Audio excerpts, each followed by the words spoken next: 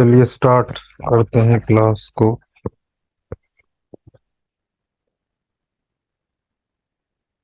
Piles haemorrhoids को हम discuss करेंगे आज। इसके कारण क्या होते हैं, इसके टाइप क्या हैं और इलेक्ट्रो होम्योपैथी में हम कैसे इसको ट्रीट कर सकते हैं। बहुत इफेक्टिवली इसका ट्रीटमेंट अवेलेबल है। इससे पहले थोड़ा सा कोलन के बारे में अगर हम समझें, क्योंकि जो एरिया है या जो पार्ट है हमारी बॉडी का जहाँ पे ये सिचुएशन देखने को मिलती है, पाइल्स या हेमोरॉइड्स क्या है वो भी डिस्कस करेंगे अभी। लेकिन देखिए, अपेंडिक्स से स्टार्ट होके ये पूरा का पूरा जो कोलन वाला एरिया है, फिर एसेंडिंग कोलन, फिर वहाँ पे एक लूप या घुमाव बनता है जिसको राइट को लेके या हेपेटिक फ्लेक्सर हम बोलते हैं। उसके बाद फिर ट्रांसवर्स कोलन आता है। उसके बाद फिर एक वहाँ पे घुमाव होता है, मतलब एक जहाँ से डिसेंडिंग कोलन फिर स्टार्ट होता है, उसको लेफ्ट फ्लेक्सर बोलते हैं या स्प्लेनिक फ्लेक्सर के नाम से भी उसको हम बोलते हैं। डिसेंडिंग कोलन एंड होता है, उसके बाद फिर जो नेक्स्ट हाफ घुमाव लगता है, क्योंकि इस बार पूरी नहीं घूमती है अपनी कोलन, तो उसको सिग्मोइड कोलन बोलते हैं। और उससे पहले सिग्मोइड फ्लेक्सर भी होता है, जो जहाँ पे वो बेंड लगता है एक्चुअली। और सिग्मोइड कोलन के एंड होके हमारा रेक्टम स्टार्ट होता है। रेक्टम का फिर जो एंड है वो एनएस पे होता है। एनएस पे ओपनिंग होती है जहाँ पे डिफिकेशन, मतलब आप जो स्टूल को पास वहां से किया जाता है। तो ये जो डिजीज है जो जिसको हम डिस्कस कर रहे हैं, पाइल्स या हेमोरॉइड्स, ये रेक्टम वाला जो एरिया है उसकी जो प्रॉब्लम है, या उस पर्टिकुलर एरिया की ये डिजीज है। ठीक है, मतलब जहाँ पे हमारा जो कोलन है वो एंड होता है, जहाँ पे सिग्मोइड कोलन के लास्ट।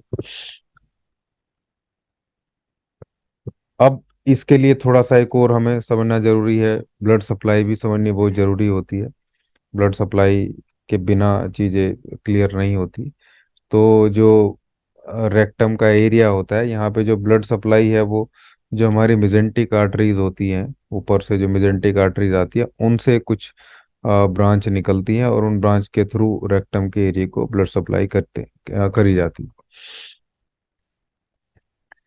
और ये फिर जो है समझिए, इनका जो एंड है वो आप जानते हैं कि कोई भी आर्टरी कन्वर्ट हो जाती है वेन में, या जो उसका वापस जो बैक सप्लाई होती है ब्लड की वो वेन के थ्रू ही होती है। तो फिर ये रेक्टल वेन में कन्वर्ट हो जाती है। रेक्टल वेल के थ्रू पूरा का पूरा ड्रेनेज का जो प्रोसेस है वो ब्लड को ड्रेन करने का होता है। कहाँ से? रेक्टम से। ठीक है, रेक्टम वाले एरिया की हम अभी बात कर रहे हैं। लेकिन जब किन्हीं भी कारणों से, बहुत सारे फैक्टर हो सकते हैं, अभी डिस्कस करेंगे हम, और किसी भी एक फैक्टर से या किसी भी वजह से ये जो वेन्स हैं यहाँ पे ये डायलेट कर जाए, मतलब ये एक तरीके से इनका जो साइज है वो इंक्रीज कर जाए, ये लटक जाए अपने एरिया से। ठीक है। इसके अलावा जो वेन में थोड़े जो जो वेल्व होते हैं उसको ब्लड को होल्ड करने के लिए कई बार उनमें भी वीकनेस देखने को मिलती है, लेकिन मोस्टली यहाँ पे डायलेशन की ही हम बात करते हैं। तो ये जब डायलेट कर जाती हैं ये वेन्स, और उस पर्टिकुलर कंडीशन को ही हम पाइल्स या हेमरेट्स बोलते हैं। एक्चुअली जो रेक्टल वेन होती है ये बहुत सेंसिटिव होती है, बहुत कमजोर भी आप इनको बोल सकते हैं।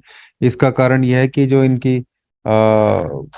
लेयर होती है, एक तो सिंगल लेयर वेन होती है ये, और जो म्यूकोजल लेयर ही मोस्टली इसमें जो देखने को मिलती है, और जो म्यूकोजल सीथ होती है इसकी जो प्रोटेक्शन लेयर होती है, जो प्रोटेक्शन होती है वो बहुत कमजोर होती है। सिंगल लेयर भी है, उस वीक भी होती है और बहुत सेंसिटिव भी होती है। इसलिए आपने देखा होगा कि वो छोटे से कई बार हार्ड स्टूल से ही जो रेक्टम है उसमें इंजरी हो जाती है, ब्लीडिंग जैसी चीज देखने को मिल जाती है। क्योंकि वेन्स वहाँ पे वो वैसे तो पूरा एरिया ही बहुत सेंसिटिव होता है एनस का, रेक्टम वाला, लेकिन फिर भी ये जो वेन है ये खुद भी बहुत ज्यादा सेंसिटिव है, बहुत जल्दी ये डायलेट हो जाती है।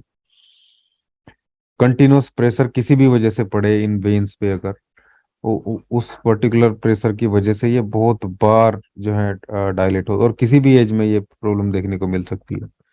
अब तो वो छोटे छोटे बच्चों में भी पाइल्स की जो प्रॉब्लम है, हेमोरेड्स की जो प्रॉब्लम है, वो काफी देखने को मिलती है। इसको हालांकि ये जो पाइल किस जगह हो रहे हैं, ठीक है, या किस टाइप के पाइल हैं, उसको हम दो तरीके से मोस्टली यहाँ डिवाइड करते हैं, इंटरनल पाइल्स और एक्सटर्नल पाइल्स। एक्चुअली रेक्टम में भी दो, जैसे जो स्टमक है या पूरी कैनाल में अलग अलग जगह स्पिंचर देखने को मिलते हैं, वैसे ही एनस में भी जो है, रेक्टम एरिया में भी दो इंटरनल एक्सटर्नल स्पिंचर होते हैं। तो जो इंटरनल स्पिंचर है, जो अंदर स्पिंचर होता है, ठीक है, वहाँ उस पर्टिकुलर एरिया में जब ये पाइल्स रहते हैं, तभी हम इनको इंटरनल पाइल बोलते हैं। या आप बोलें कि एनस के अंदर जो पाइल्स हैं वो इंटरनल पाइल्स है, और एनस के बाहर के एरिया में जो पाइल प्रोक्यूर करके निकल रहे हैं, दिख रहे हैं, वो उनको हम एक्सटर्नल पाइल्स बोल सकते हैं। हालांकि सिम्टोमेटिकली भी हम पहचान सकते हैं, या सिम्टोमेटिकली भी इनमें बहुत सारे जो डिफरेंसेस है वो देखे जा सकते हैं। एक मिनट होल्ड करें। जैसे इंटरनल जो इंटरनल पाइल्स हैं, इंटरनल हेमोरेड्स हैं, वो मोस्टली उनमें जो ब्लीडिंग है वो देखने को मिलती है, और पेन कम रहता है। इंटरनल पाइल्स में ब्लीडिंग ज़्यादा देखने को मिलती है। ऐसा नहीं कि पेन बिल्कुल नहीं रहता है, लेकिन ये, हाँ, ये एक पर्टिकुलर प्रॉपर्टी एक आप कह सकते हैं कि मोस्टली इंटरनल पाइल्स जो है वो ब्लीड करते हैं। इसके अलावा जो एक्सटर्नल पाइल्स हैं वो नॉन ब्लीडिंग ज़्यादा देखने को मिलते हैं, लेकिन पेन काफ़ी ज़्यादा रहता है उनमें, क्योंकि बाहर निकलते हैं तो ज़्यादा प्रेशर इफेक्ट वहाँ पे, ज़्यादा घर्षण और ये सी चीज़ें वहाँ देखने को रहती है। ये थोड़ा सा इंटरनल एक्सटर्नल पाइल्स को आइडेंटिफाई किया जा सकता है। एक मिनट, एक पिक्चर खोल रहा हूँ मैं आप लोगों के लिए।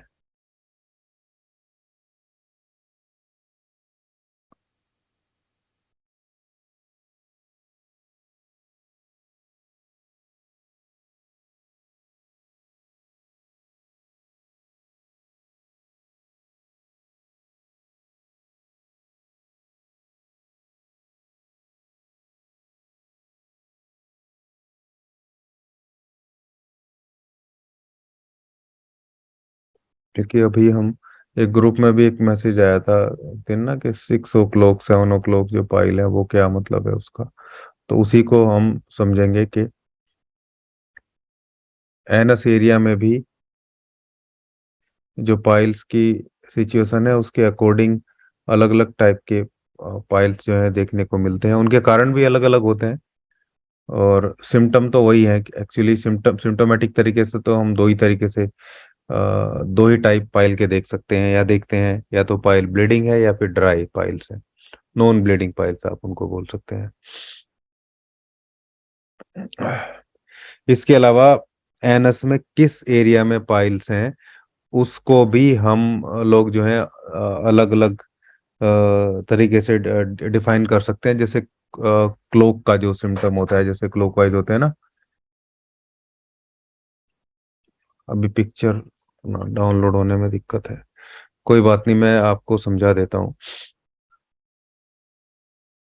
जैसे क्लोक जो हमारी होती है घड़ी, उसमें मोस्टली 4 पॉइंट रहते हैं: 12 o'clock, 6 o'clock, और 3 o'clock एंड 9 o'clock। ठीक है, इसी के अकॉर्डिंग जो पाइल्स हैं वो तीन टाइप के पाइल मोस्टली देखने को मिलते हैं, एक क्लॉकवाइज सिस्टम के अकॉर्डिंग।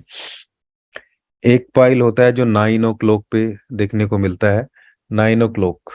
ठीक है, 9 o'clock का जो पाइल्स है, ये बच्चों में भी काफी ज्यादा देखने को मिलता है 9 o'clock का, लेकिन इसके अलावा भी ये किसी में भी हो सकता है। होगा किसमें, ये वो सिम्टम समझिए। 9 o'clock का मतलब ये है कि पाइल्स की कंडीशन ऐसी है कि वो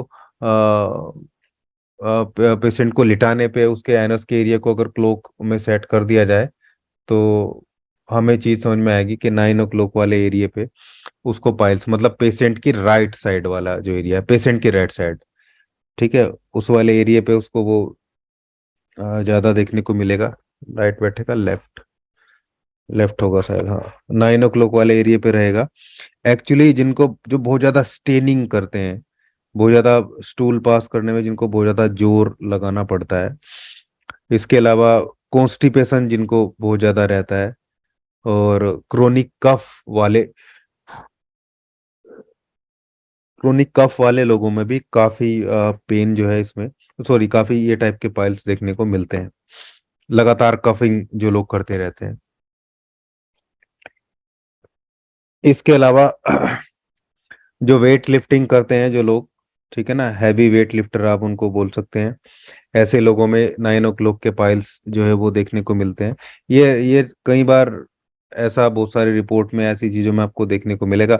अदरवाइज हमारे लिए तो पाइल्स ही है, लेकिन मेडिकल टर्मिनोलॉजी, फिजियोलॉजी थोड़ा सा हमें समझ में आए तो थोड़ा सा स्टैंडर्ड इंक्रीज होता है। और कारण का भी पता चलता है, कारण का पता चलने से उसको ठीक करने में थोड़ी आसानी रहती है।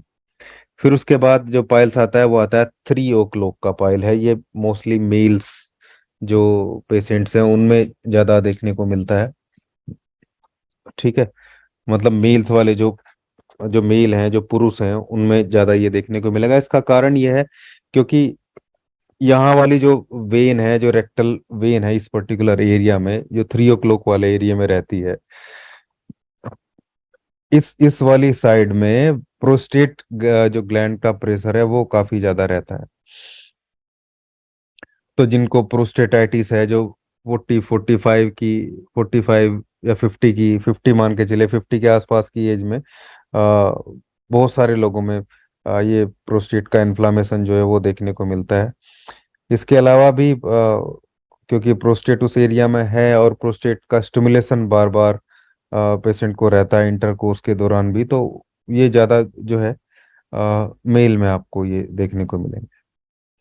इसके बाद 6 o'clock एंड 7 o'clock, ठीक है, ये वाला मोस्टली जो पाइल्स हैं ये फीमेल में देखने को मिलते हैं। इनमें भी 7 o'clock ज़्यादा आपको देखने को मिलेगा। कई बार 6 o'clock भी कोई कहीं आप लिखा देख सकते हैं।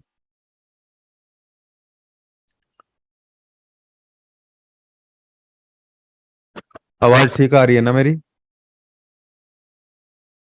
यस सर, आ रही है अरे आवाज। ठीक आ रही है सर मेरी आवाज़। मेरी थोड़ी बोल में ही थोड़ा भारीपन है, क्योंकि 2 दिन से कफ था। आज कुछ हद तक ठीक है, लेकिन फिर भी गले में प्रॉब्लम है। बाकी आवाज़ क्लियर जा रही है मेरी। आप लोग अपना इंटरनेट चेक करिए जिसको आवाज़ नहीं आ रही। तो 6 और 7 o'clock के जो पाइल्स हैं वो मोस्टली फीमेल्स में, और ये भी प्रेगनेंसी के टाइम बहुत ज़्यादा देखने को मिलते हैं, क्योंकि इस तरफ जो जो जो प्रेशर है, पेल्विस एरिया का जो प्रेशर है वो ज़्यादा वुमेन्स में देखने को मिलता है, ठीक है। तो ये फीमेल में ज़्यादा रहते हैं, और ड्यूरिंग द प्रेगनेंसी काफ़ी ज़्यादा प्रॉब्लम क्रिएट हो जाती है। और फिर उन लेडीज़ को बाद में भी ये पाइल्स जो है काफ़ी परेशान करते हैं, काफ़ी पेन इनमें देखने को मिलता है, और मोस्टली एक्सटर्नल हेमरेड्स ये रहते हैं ज़्यादातर केस में। ऐसा नहीं कि हर बार, लेकिन मैक्सिमम केस में एक्सटर्नल हेमरेड्स ही ये देखने को मिलते हैं 6 o'clock एंड 7 o'clock वाला जो एरिया होता है। तो इस तरीके से हम अब देखिए पाइल्स को इंटरनल पाइल और एक्सटर्नल पाइल्स में हमने पहले डिवाइड किया है। इंटरनल पाइल मोस्टली ब्लीड्स करते हैं, मतलब ब्लीडिंग पाइल्स हो गए इंटरनल जो पाइल्स हैं। और एक्सटर्नल पाइल्स हैं वो मोस्टली नॉन ब्लीडिंग होते हैं, मतलब ब्लीड्स नहीं करते हैं, पेन उनमें ज़्यादा रहता है। इंटरनल पाइल्स में पेन कम रहता है, इनिशियली जो है इचिंग और इरिटेशन की कंडीशन ज़्यादा उनमें देखने को मिलती है। ये टाइप हो गए पाइल्स के, ठीक है, इंटरनल और एक्सटर्नल लोकेशन के अकॉर्डिंग, ठीक है। और साइन के अकॉर्डिंग आपको कैसे दिख रहे हैं, साइन कैसे मिल रहा है पाइल्स का, तो उसके अकॉर्डिंग हमने ये जो क्लॉक के अकॉर्डिंग भी 3 टाइप हो गए, 9 o'clock, 7 o'clock और 3 o'clock, ठीक है। इसके अलावा फिर पाइल्स की डिग्री और ग्रेड भी होती हैं, ठीक है। इसको आप टाइप नहीं कह सकते। ये डिग्री का मतलब यही है कि कितने स्टेज तक जो पाइल्स है वो पहुंच चुके हैं, या कितनी जो स्थिति है उसकी कहाँ तक वो चला गया। इसके अकॉर्डिंग 4 ग्रेड में या 4 डिग्री में, कई जगह डिग्री देखेंगे, कई जगह आप ग्रेड देखेंगे, ग्रेड 1, 2, 3 एंड 4, इस टाइप से हम जो है पाइल्स को 4 ग्रेड में डिवाइड करते हैं। अब ग्रेड 1 जो पाइल्स हैं वे मोस्टली अंदर ही होते हैं, इंटरनल पाइल्स होते हैं। इरिटेशन इनमें देखने को मिलती है। वैसे जो सबसे ज्यादा कंडीशन है वो इनमें इचिंग की, इरिटेशन की रहती है। कई बार क्योंकि इंटरनल पाइल्स हैं तो इनमें ब्लीडिंग भी जो है देखने को मिलती है। जो पाइल है वो अंदर ही इसमें रहेंगे। ग्रेड 2 की हम बात करें तो इसमें क्या होगा कि जो जो स्टूल पास करेगा जो पेशेंट है जिसको पाइल्स हैं, तो उसमें कुछ जो पाइल्स हैं वो बाहर निकल आएगा, कुछ हिस्सा पाइल्स का। और कई बार ब्लीडिंग इसमें देखने को मिल सकती है, लेकिन वो खुद ब खुद ही ऑटोमेटिकली जो पाइल का मस्सा है वो खुद अपने आप ही अंदर चला जाएगा। ये ग्रेड 2 के पाइल्स हो गए, ठीक है। ग्रेड 3 क्या होगा कि पाइल तो अंदर ही रहेगा, मतलब अंदर ही है वो, एनस के एरिया में ही आपको पाइल देखने को मिलेगा। और ब्लीडिंग कभी कभी हो सकती है, इचिंग भी कभी देखने को मिल सकती है, थोड़ा बहुत पेन भी देखने को मिल सकता है इसमें। और स्टूल के साथ बाहर निकलेगा, लेकिन फिर अपने आप अंदर जाएगा नहीं, क्योंकि वो उसमें एंगोजमेंट ज्यादा देखने को मिलता है। बाहर निकल के थोड़ा बड़ा हो जाता है तो वो अंदर नहीं जाता है। उसको पेशेंट बोलेगा कि उसको अंदर करना पड़ता है उंगली से या कैसे भी वो उसको अंदर करता है, तो इसको ग्रेड 3 का हम पाइल्स जो है बोलते हैं। अभी फर्स्ट हाफ में, एक हाफ में ही रखूंगा बस क्लास ना मैं आज, सेकंड हाफ में देखते हैं जाती है नहीं। इसके बाद ग्रेड 4 में हम जाते हैं। ग्रेड 4, ये प्रोटोकॉल तो पूरा करना ही है खैर हमें। ग्रेड 4 क्या है? ग्रेड 4 में जो पाइल्स हैं वो परमानेंट ही बाहर, ठीक है, जो दिखते हैं आपको, बाहर ही लटकते हैं वो।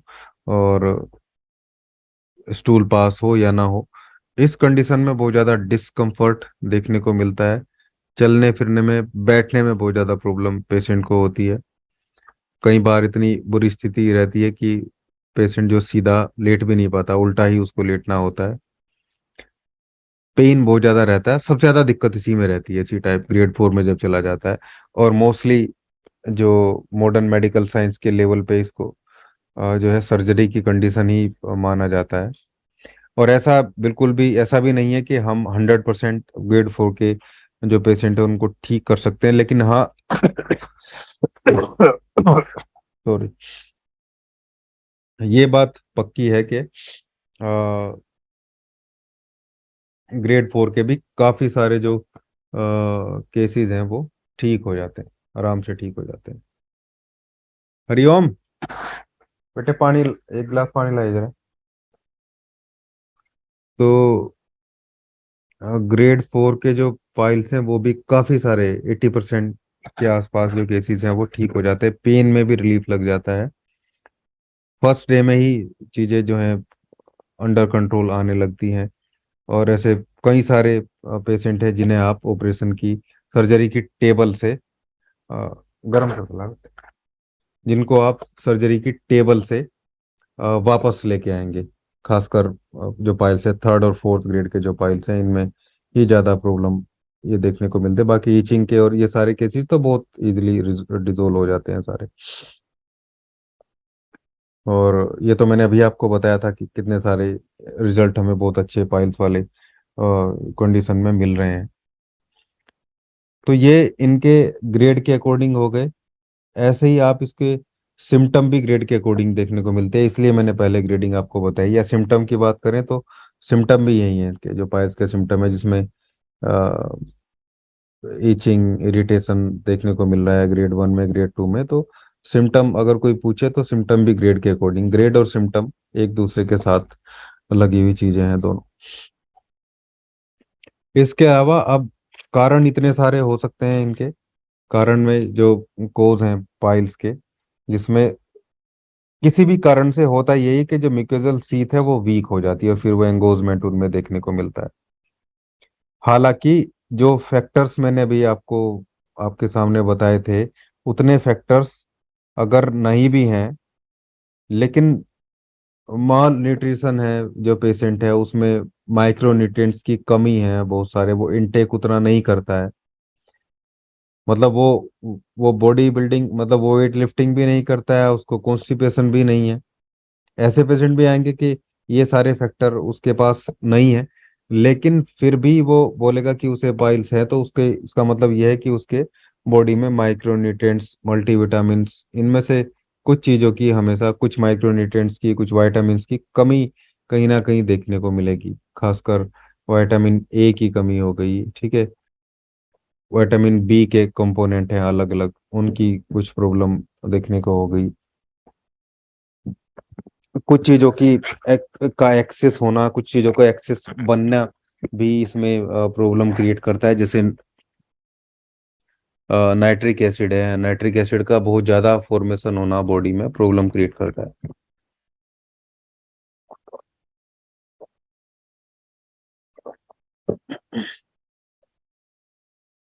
अब नाइट्रिक एसिड जो है वो कितनी सारी चीजों से कितने सारे फैक्टर हैं उसको इंक्रीज करने के या ज्यादा बनने के बॉडी में।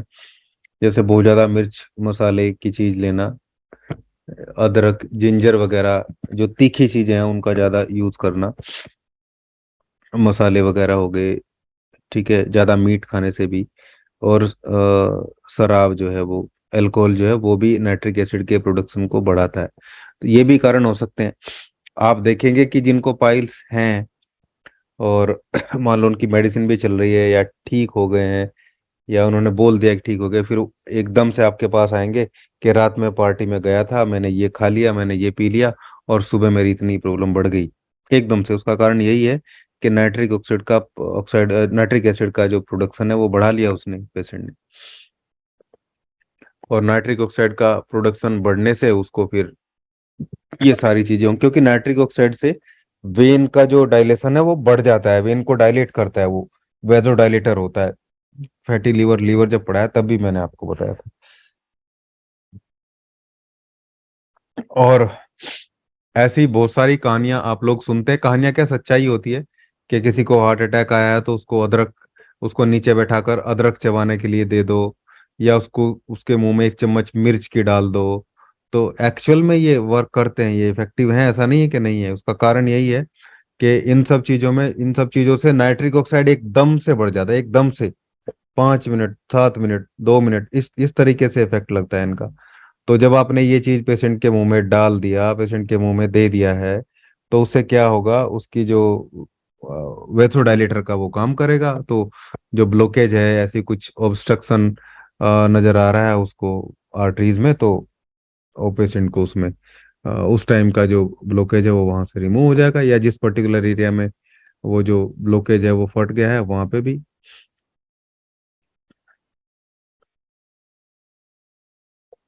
ये चीज है। तो नाइट्रिक ऑक्साइड को देखना है आपको। फिर जो कॉन्स्टिपेशन है, बहुत ज़्यादा कॉन्स्टिपेशन जिनको रहता है, स्ट्रेनिंग बहुत ज़्यादा करनी होती है, बहुत ज़्यादा जोर लगाते हैं, उन कंडीशन में लगातार जब ऐसा होता रहेगा तो वहाँ पे भी जो वेन्स हैं वो काफ़ी ज़्यादा डायलेट होने की कंडीशन में रहेंगे, काफ़ी ज़्यादा डायलेट वहाँ पे रहती है ज़्यादा जोर लगाने के कारण। इसके अलावा लगातार जो बैक्टीरियल इन्फेक्शन है वो इंटेस्टाइन में बना रहेगा, अगर ई कोलाई वगैरह के जो या टाइप सल्मोना टाइफी है, जो इनके लगातार इन्फेक्शन बने रहने से भी नाइट्रिक ऑक्साइड का जो प्रोडक्शन है वो बढ़ जाता है। तो ऐसे लोगों को भी जो पाइल्स हैं वो काफी ज्यादा देखने को मिलते हैं। तो ये फैक्टर्स हैं सारे जो पेशेंट से पूछेंगे किस क्या इनमें से कहाँ किस फ्रेम में वो फिट बैठ रहा है, क्योंकि ये भी तो हटाने पड़ेंगे ना। मान लो मेडिसिन दे के आपने उसको ठीक कर दिया, और उसको दोबारा ना हो इसके लिए ये सारे फैक्टर्स उसके ले जाना जरूरी है कि किस वजह से उसको पाइल्स हुए थे। उन सारे पाइल्स को, उन सारे फैक्टर्स को भी तो सही करना है। क्या वो वेट लिफ्टिंग करता है? करता है, उसको पाइल्स हो गए हैं, तो फिर उसका मैनेजमेंट बहुत जरूरी है। वो अपने काम को, वेट लिफ्टिंग को छोड़ सकता है या नहीं, या उसको कम हल्का कर दे थोड़ा सा। ठीक है, बहुत सारे लीवर डिजीज भी में भी ये प्रॉब्लम है, क्योंकि आप ये समझिए कि जो ये जितनी सारी वेन्स है ना, ये सारी जो रेक्टल वेन्स मैंने आपको बताई है कि मेजेंट्रिक आर्टरी से ब्लड सप्लाई होती है रेक्टल, जो कि वे जो वेन है से वापस जाता है। लेकिन ये सारी जो रेक्टल वेन्स हैं ये सब एक तरीके से जो आगे जो कनेक्ट होती हैं वो सब हेपेटिक वेन में ही होते हैं, हेपेटिक भी पोर्टल वेन के साथ इनका कनेक्शन रहता है। तो लीवर में कंजेशन होने की वजह से भी इनमें एंगोजमेंट देखने को मिलता है। ठीक है, पोर्टल वेन का कंजेशन या बहुत ज्यादा फैटी लीवर रहने की सिचुएशन में भी ये कंडीशन देखने को मिलती है कि नीचे एनस की जो वेन्स है, रेक्टल की जो वेन्स है वो डायलेट कर जाती है। इसके अलावा जो लॉन्ग सिटिंग करते हैं, बहुत ज्यादा देर तक बैठे रहने वाले लोग हैं, लगातार सिटिंग का काम करते हैं, ऐसे लोगों को भी काफी ज्यादा जो हेमोरेड्स की प्रॉब्लम है, पाइल्स की प्रॉब्लम है देखने को मिलती है। और पुराने टाइम में 20-25 साल पहले ये सबसे बड़ा फैक्टर था, केवल इन्हीं ऐसे ही लोगों को मोस्टली जो पाइल्स है वो देखने को मिलते थे, या फिर जो ड्रंकर्स हैं बहुत ज्यादा, और उसके साथ में वो फिर स्पाइसी चीजें भी खाते हैं, तो ज्यादा से ज्यादा उन लोगों को। बाकी और फैक्टर नेग्लिजिबल थे, या फिर लोग ये बोल सकते हैं कि भाई लोग पहले स्वस्थ थे, जो धीरे धीरे अब प्रॉब्लम जो है उतनी अच्छी नहीं बन पा रही है, मतलब हेल्थ जो है लगातार कम होती जा रही है। इसके अलावा प्रेगनेंसी फैक्टर भी बहुत बड़ा होता है, उसमें भी काफी ज्यादा ये देखने को मिलता है फीमेल्स को। उसका कारण वही है कि वहाँ पे ज्यादा प्रेशर इफेक्ट रहता है।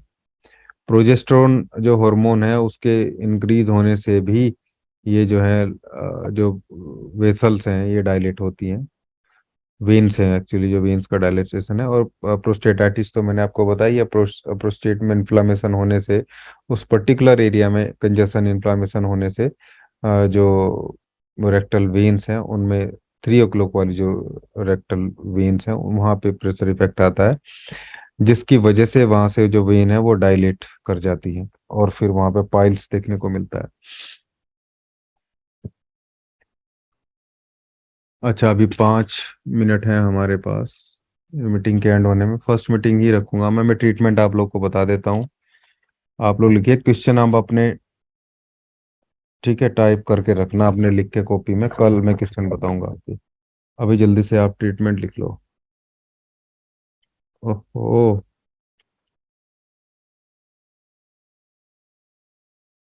A2,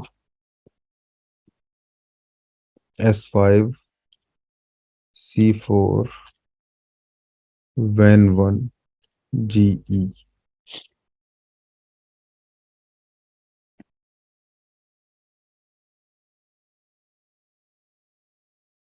D10 में या 30 में, कंडीशन के अकॉर्डिंग देंगे, ग्रेड के अकॉर्डिंग देंगे।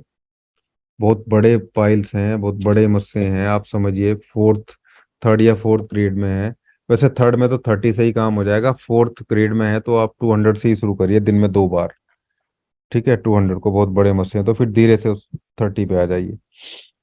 इसके साथ में एक और बहुत इंपॉर्टेंट ड्रॉप चलानी है, ये पूरा का पूरा सीन है जो फर्स्ट फॉर्मूले का।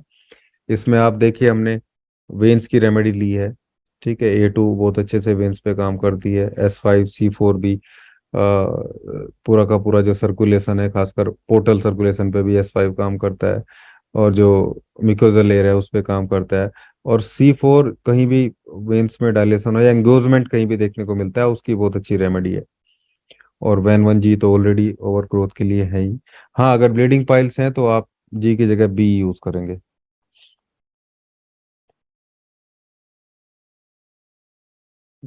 मैं चला जाता हूँ वहीं पे ही। जी या बी आप अपनी कॉपी में नोट कर लेंगे, ब्लीडिंग है तो बी लेना है यहाँ पे। इसके बाद S2 बहुत इंपॉर्टेंट रोल प्ले करता है इसमें, डाइजेशन से जुड़ा प्रोसेस भी है उसको भी करेक्ट करता है। S2L1A3, एक्चुअली क्योंकि लिम्फेटिक चैनल का मामला है और इसलिए मैंने S2L1A3 को इसमें ऐड किया है। ठीक है, लिम्फ सर्कुलेशन को प्रॉपर करने के लिए। वेनस सर्कुलेशन को प्रॉपर करने के लिए। और S2L1A3 और C10 के साथ F1 भी ऐड कर लेंगे। ये सेकंड वाला फॉर्मूला पेन पे बहुत बढ़िया काम करता है। वैसे तो आपको सबको यही देना है, ठीक है। हाँ, अगर पेन नहीं है, केवल ईचिंग है, छोटे बहुत मच से नजर आते हैं, छोटे बहुत पाइल्स नजर आते हैं, तो उसको अलग तरीके से ट्रीट कर लेंगे। ये समझिए आपकी सेकंड, थर्ड और फोर्थ ग्रेड का ट्रीटमेंट है। सेकंड, थर्ड और फोर्थ, जहाँ पे ईचिंग, ब्लीडिंग, पेन जैसी कंडीशन देखने को मिलती है। फर्स्ट वाले में आप बीजी में से कोई एक सिलेक्शन करेंगे। आप चाहें तो, कुछ लोग बोलेंगे कि उनको पेन भी है, मस्से भी काफी बड़े हैं, ब्लीडिंग भी होती है, तो आप फर्स्ट वाले फॉर्मूले में बी रख लेंगे, सेकंड वाले फॉर्मूले में जी रख लेंगे, S2 के साथ जी और S5 के साथ बी। ऐसे भी आप यूज कर सकते हैं, कोई दिक्कत नहीं है, उस तरीके से भी ये काम करेगा। साथ में एक चीज और ध्यान रखनी है, हमें अलोए भी देना है। अलोए प्लांट है, तो स्लास 30 जरूर देना है हर पेशेंट को। खासकर थर्ड और फोर्थ ग्रेड के पेशेंट को आप बिना स्लास 30 के ठीक नहीं कर पाएंगे। और ये भी दिन में 2 बार देना है, ठीक है। बीडी इसको चालू रखेंगे। इसके अलावा अगर कुछ लोगों को बहुत ज्यादा बैठते हैं, जो लोग बैठे रहते हैं, सीडेंटरी लाइफ है, तो उनको S130 आप देंगे। वैसे तो एक बार देने से ही काम चल जाएगा, और नाइट में बहुत अच्छा काम करता है S1। तो S130 ऐसे लोगों को नाइट में देंगे, या बीडी भी दे सकते हैं, कोई दिक्कत नहीं है, दिन में 2 बार भी दे सकते हैं। और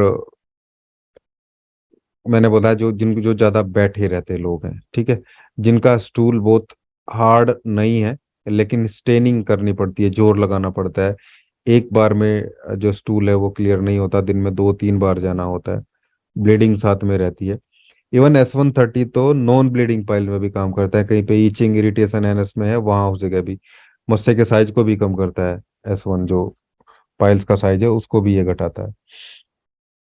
हाँ, आप लोग चाहें तो, अगर, वैसे तो स्लास 30 से कॉन्स्टिपेशन भी कवर होता है, लेकिन अगर बहुत ऑब्स्टिनेट कॉन्स्टिपेशन जैसी कंडीशन है, स्टूल बिल्कुल भी लूज नहीं होता है, तो आप ये S130 को तो चालू रखें, लेकिन स्लास 30 के जगह आप उसको स्लास की गोलियां D4 में देनी शुरू कर दो, रात के लिए 30 से 40 गोलियां, ताकि उसको स्टूल जो है पतला हो जाए, उसको बहुत ज्यादा प्रॉब्लम ना हो। 8 से 10 दिन में उसके पाइल छोटे हो जाएंगे, फिर आप चाहें तो वापस 30 पे आ सकते हैं, लेकिन स्लास 30 जरूर कुछ दिन चलाना पड़ेगा,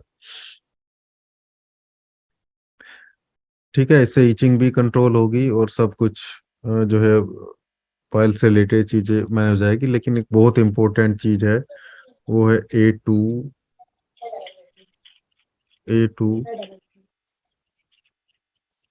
C5